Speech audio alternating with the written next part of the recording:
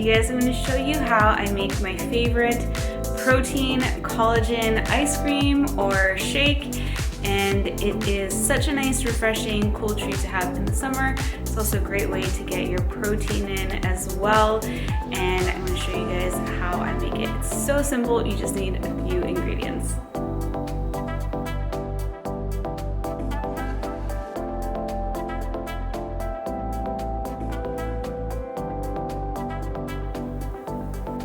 Alright you guys, welcome back to my channel. I'm so excited to be here with you today. We're going to talk all about the reverse diet versus the all-in approach. And they're two very different approaches, and who they apply the most to is anyone who's done any dieting or restriction in their lives and basically has gotten to the point where they're not happy with how their body looks, the results that they've gotten, and they would like to increase the body's leanness, lower body fat, but ultimately eat more. And these are two very different approaches. We're going to talk all about how to do both of them and some of the differences between them, the reverse diet and the all-in approach, which has recently been popularized by a YouTube blogger that you may know of known as Stephanie Buttermore. And we're going to talk all about her experience, some of the science behind the results that she got, and how to do a reverse diet or an all-in approach. We're going to talk about exactly what a reverse diet is, and then we'll talk about the all-in approach. If you're anyone who has dieted down in the past in order to lose weight, you've probably had the experience where you dieted down, you cut your calories, you increased your exercise and your cardio maybe, and you saw some weight loss at first, but eventually you stopped losing weight and your body just adapted down to that lower intake of energy and calories. The body is so intelligent, it's always going to be adapting to what we're doing, in the same way that if you train at the gym or you lift your body weight or weights, your body is going to adapt to that demand that you're placing on it by growing more new muscle. And it's amazing, our bodies are so incredibly adaptive, but they do the same thing when we diet. So that's why people see initial results when they go on a diet and they restrict their food intake, their calorie intake, and they do more exercise. But eventually the body just adapts to that lower intake and it slows certain processes down.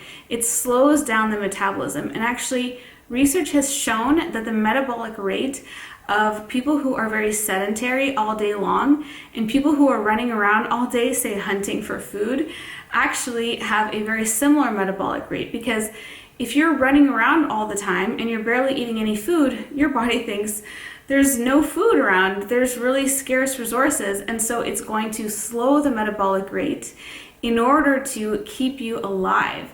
So doing tons and tons of cardio, for example, in the gym and tons of exercise may bring some initial results, but eventually you're just going to slow your metabolic rate down.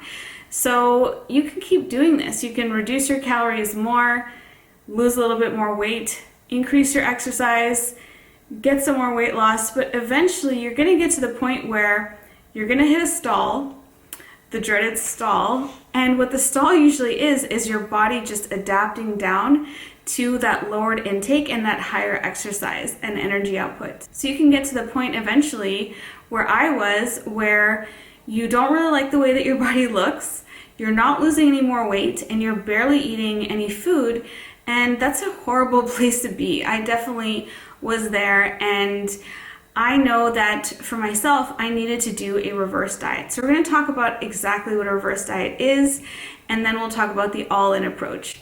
So a reverse diet is exactly what it sounds like. You're doing the reverse of a diet. And what's amazing is a lot of us hear about how to diet and how to restrict calories, increase exercise, but no one ever teaches us what to do at the end of a diet. That's why most diets fail, is because we don't know what to do, so we just go back to eating the way that we did before and regain all the weight. But one technique that bodybuilders have been using for years and physique competitors is a reverse diet. And what the reverse diet is you basically reduce your cardio activity, you gradually increase your caloric intake, and you add in strength training or more strength training and resistance exercise in order to build up your lean mass. So the way to do this, the way that I've been approaching it is you add in 3 to 5 resistance or strength training workouts in a week. So I work out 5 days a week and I take 2 rest days. Every 2 weeks you add in 50 to 100 calories. So I've been adding it in about 100 calories every 2 weeks, and it's been a very gradual and organic process. I've been able to gradually increase my caloric intake and add more lean mass by adding in the strength training and resistance exercise. Before that, I actually added 8 pounds of lean muscle mass, which means that my metabolic rate is actually burning 400 more calories per day. And my goal now is to add somewhere between 2 to 4 more pounds. So ultimately, I could have added on 600 more calories that my body is burning just at rest with my basal metabolic rate. And I did a whole episode just on how to boost your metabolism and your metabolic rate. If you want to check that out, I'll put a link here for you to check it out. But basically, you can boost your metabolic rate with 4 different components that make up your metabolic rate. And the main one is physical activity and boosting your muscle mass. So strength training exercise really helps you increase your lean mass, and you can do that and increase your calories in a very gradual way. Like I said, about 100 calories every 2 weeks. You can be a little bit less, a little bit more, depending on how you're feeling, if you're feeling good in your body, if you're feeling well fueled for your workouts and exercise, or if you feel like you need a little bit more. I really like the gradual approach. For me, I personally got to the point where I was eating very little food. I had very little appetite because I'm so well nourished from eating keto or low carb and doing a keto carnivore diet that I didn't feel a lot of hunger. I never lost my cycle personally either. So for me, I just wanted to build up my lean mass more. And in order to do that, I also had to increase the calories and energy that I was eating. And for a while, I got very, very thin in the past year, and I didn't like the way that my body looked anymore. So I wanted to get more shape, more definition, and I've really been noticing a huge difference just in a few months of adding in strength training, because there's something known as newbie gains, where you can gain a lot of muscle mass at the beginning when you're starting out. It becomes harder over time as you become a more and more experienced bodybuilder and lifter. So the approach of going all in is kind of similar in its concept of adding more calories, but basically this woman named Stephanie Buttermore, she had dieted down for physique competition, got herself down to a very, very low body fat percentage, and she was experiencing loss of her cycle and also extreme hunger. And so she decided to go all in to restore her cycle and also to deal with her insatiable hunger. So she started just eating as much as she wanted in a day, and initially she was eating 5,000 to 6,000 calories in a day. And she did this with the expectation that eventually her hormones would regulate and that her body would just find its natural set point and she would just stay there. And the science behind that is that typically our hormones regulate our hunger. They also regulate our fat storage. So the hormone insulin regulates our fat storage and energy usage. And when insulin is at its lowest and suppressed, we can burn fat through lipolysis. Our hormone insulin also dictates when we store fat for growing, whether it's after a meal, storing energy, or it's triggered by eating certain foods or doing certain exercise like strength training. And we also have hunger hormones. The hunger ghrelin is the hormone responsible for hunger, and the hormone leptin is the hormone responsible for feeling full and satiated. And sometimes those hormones can get out of whack when we do things that are unnatural for the body, like extreme restriction and dieting and exercise for a very long time. So what happens with the all-in approach typically is that, and I've seen this with several people that I know doing this in the keto and carnivore and low carb space, is that they'll initially start out, say, eating 4 to 5 pounds of meat or food in a day, and for about 6 months, and then after that their appetite suddenly drops by about half. And that's a sign of hunger hormones normalizing, and becoming regulated again. And so a person may put on weight for those 6 months. Say they put on about 40 pounds of weight, which is going to be a combination of fat and muscle if you're doing strength training at the same time, which I highly recommend. And then after about 6 months, if your body is used to burning, say, 4,000 calories in a day, and then you drop it down to 2,500 or 2,000, you essentially can diet back down to your best weight and say lose 20 pounds or just lose 20 pounds of fat, but keep the muscle that you gained on as much as 2,500 or 2,000 calories. So if you're someone who's experienced extreme hunger, it may be something worth looking at. You can see Stephanie's videos. She recently did a video recapping her whole experience of doing it in a year, and she eventually found her perfect weight for herself just very naturally without any restriction because her hormones regulated and she felt really full from the food that she was eating. She's able to eat as much as she wants in a day, and her body just naturally found its set point because initially she bumped up her metabolism and her caloric intake so high that then when it naturally came down, she was effortlessly dieting essentially. So there are two different approaches. One is kind of jumping headfirst in and, just eating as much as you want, really boosting your caloric intake. And I say if you have a year to give this and you're experiencing extreme hunger, you want to gain some muscle mass, you have the time and you realize like 1 year out of the whole rest of my life is really not that long, then it may be something to look into and try, especially if you're experiencing extreme hunger. I think that tends to happen more often when someone is on a standard American or high carb, low fat diet, sometimes even when protein is restricted. When someone is on a keto, low carb diet or carnivore, they tend to eat a lot of protein and fat, and those are the essential macronutrients the body needs. And so it's more rare for someone to experience extreme hunger, but it can happen, especially if someone's doing a lot of fasting and just a lot of restriction even in that format. So sometimes there can be excessive intermittent fasting, excessive exercise, and if you're hungry all the time, it's because your body needs nutrients or needs more energy. And we often tend to eat until we get our essentials needed, so we often overeat energy in order just to meet our protein and essential fat goals. But on a keto or carnivore or low carb diet, because your diet is mostly made out of the essentials, protein and fat, you're more likely to get that and less likely to experience extreme hunger. But it can totally happen, and I've had many people that I know tell me that they deal with that and they struggle with that, and it's just from a lot of restriction over time and your body gradually adapting down to dieting and to restriction. So you can basically just completely reset your metabolism by doing this, and both methods work really well.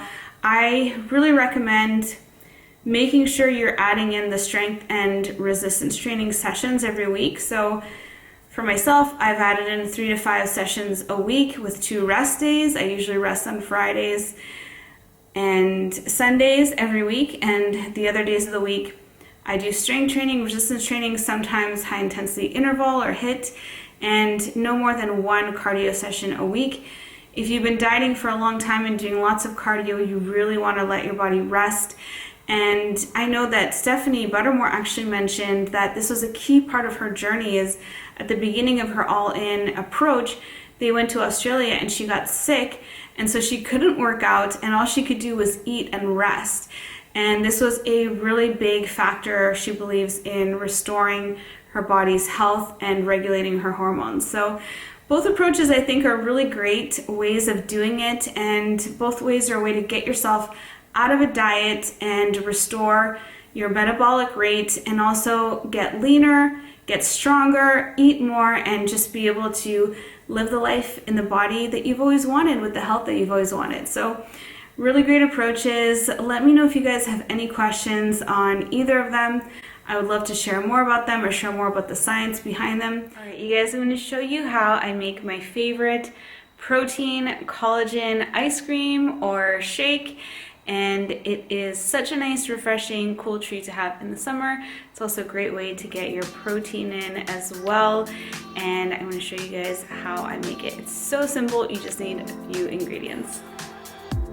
Alright, so the first thing that you're going to need is a blender, some ice, some milk. You can use either unsweetened almond milk, which is what I'm using here, regular whole milk if you prefer. This one is an unsweetened almond milk that I've used for years. A little bit of salt if you like that, some sweetener if you like to add some flavor to it, and you can have, this is a unflavored collagen from Perfect Keto that I like to put in there, and it's totally unflavored, there's nothing in it, so it's really clean and plain if you like that. And then I also like to add some protein powder. I have a couple different kinds. This is a whey protein powder, and I also have egg white protein, and you can also get it plain or with flavored versions. So there's so many different options and variations that you can do, but you basically just need ice, some milk, some collagen, protein powder, and then sweeteners or flavorings to go with it. Right, so I'm going to add in the collagen and protein. So I'll put in the protein first and some collagen powder in there, and I've already added a little bit of sea salt. I'll add a little dash more. I like it to taste a bit like a milkshake.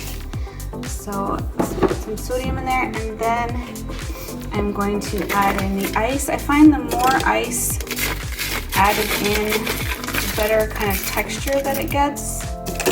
More of like a thicker ice cream-like flavor, but less ice makes it more of like a milkshake form.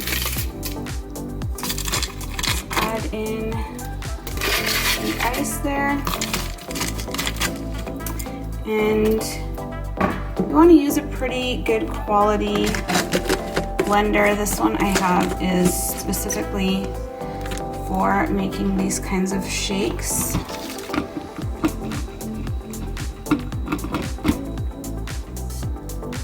So I'm just adding that on top there.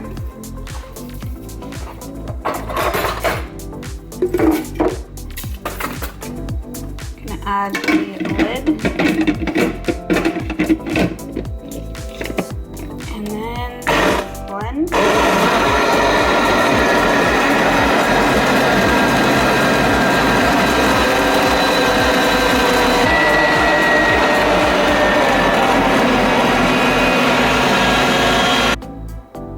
Right, so take that off.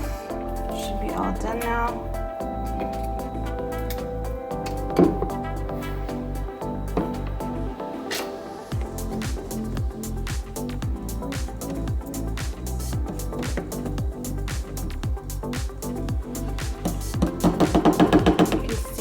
I added lots of ice, so it really has that thick, chunky texture.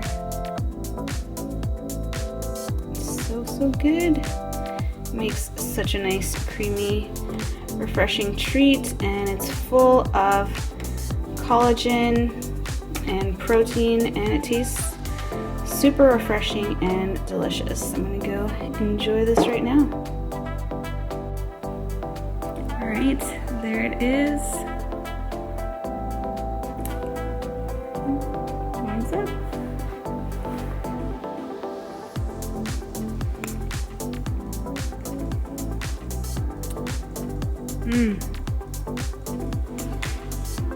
It's so creamy and delicious.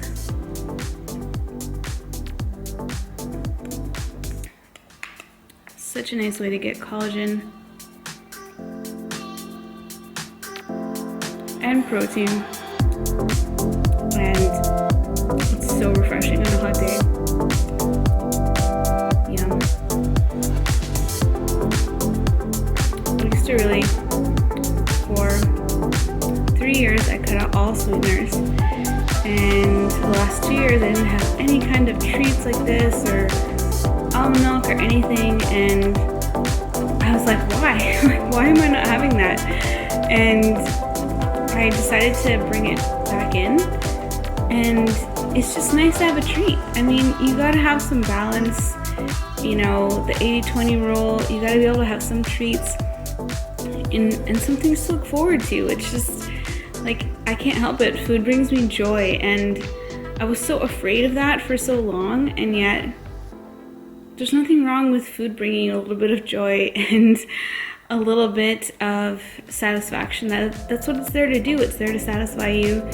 And you know, I feel really good about where I've come on my weight loss journey, my food addiction journey, my fitness journey, where I feel like I can enjoy things like this truly in moderation, and yeah, it feels really good.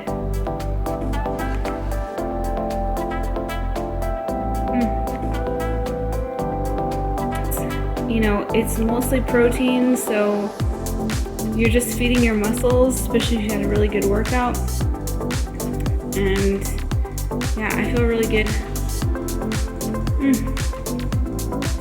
Especially on a hot day. Just having a nice treat, icy treat. It kind of reminds me of when I was a kid. I truly just enjoyed food because it was good. It was nourishing, and I didn't have to worry about it so much. And it actually kind of tastes a bit like vanilla ice cream.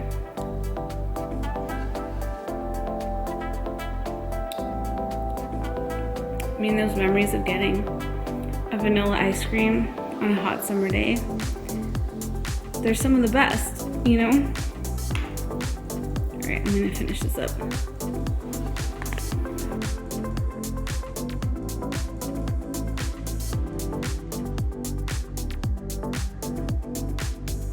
You guys enjoyed this video. If you did, hit the like button on the way out, and I'll catch you guys on the next one. Have a fat-filled rest of your day. I love you guys, and thanks for watching.